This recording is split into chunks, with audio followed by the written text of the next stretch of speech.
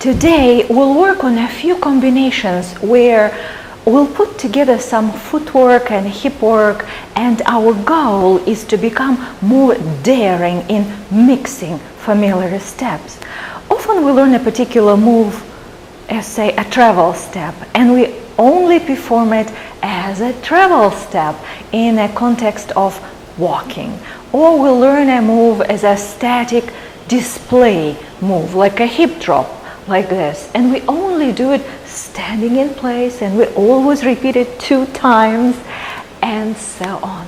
So today, without any particular method, we'll just shake our bag of moves and combine them in somewhat less common ways. Before we go, I'll remind you the general principle. Our hips can move only in so many directions. So whatever move you learn, it can be done standing in place or layered on a travel step. Done on both sides of your body consecutively, or broken in the middle with another trajectory. Some moves, like for instance 3/4 shimmies layered on steps,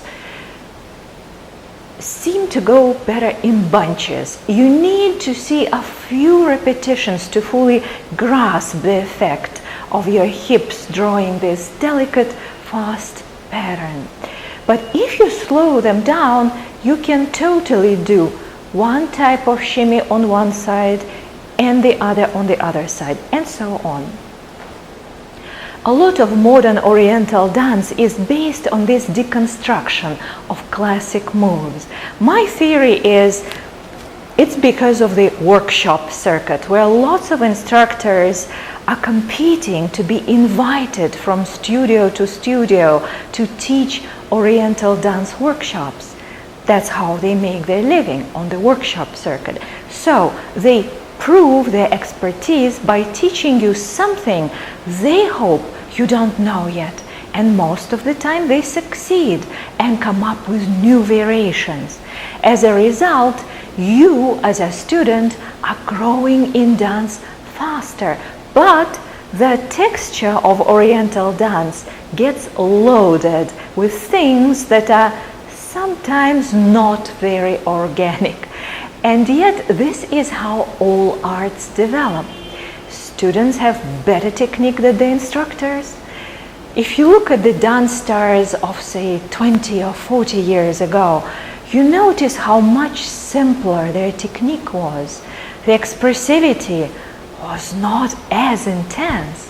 To a modern eye, everything they did seems diluted. Forget about the Egyptian golden era dancers. Some of them look like intermediate students of the 21st century. There was less competition and therefore less creativity. And there was no money in this art. And now there is some, though scarce, but if you try hard, you can manage. You can't beat this creative development pace. The only thing you can do is just be the best you can be and be yourself. Because individuality lasts for decades. That's the magic of those golden era dancing actresses, while busy technique with all its bells and whistles is quickly forgotten. We'll start our class today with a quick isolations warm-up, just a couple minutes going through typical belly dance isolations. Okay, let's go.